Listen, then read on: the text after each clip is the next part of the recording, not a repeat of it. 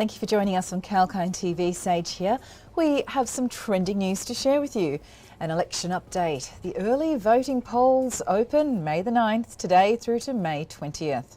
The recent election debate was a heated one, with both party leaders lashing out at each other for misleading voters.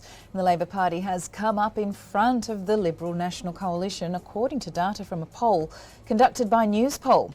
The opinion poll published by the Australian newspaper showed that 54% preferred the Labor government, over 46% who favoured the Liberals. And although Mr Albanese, Labor's leader, has closed the gap, the Liberal Party leader and Prime Minister Scott Morrison is still the preferred leader, according to the data from this particular poll, although there are many other polls available to be looked at as well. Now keep in mind, these are just opinion polls and not actual votes just yet.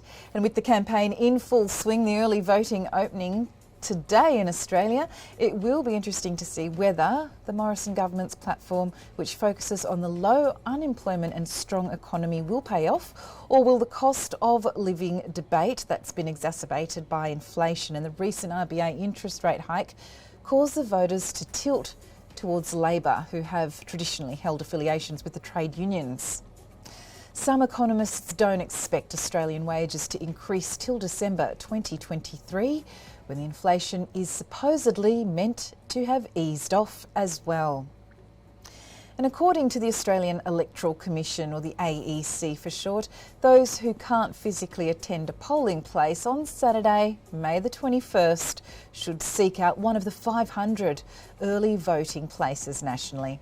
People are encouraged to attend in person on May 21st if they can, but if early voting is required, use the AEC website to search for a convenient one.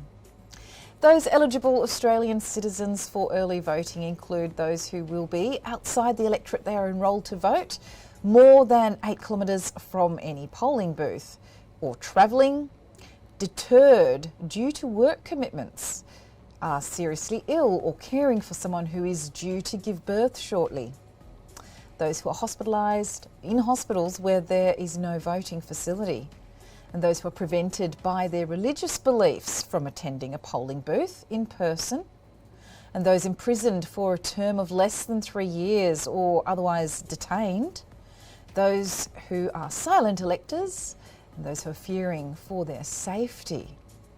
This data is according to the Australian Electoral Commission website. Postal voting is also available for those who cannot make it to the polling places on May 21st.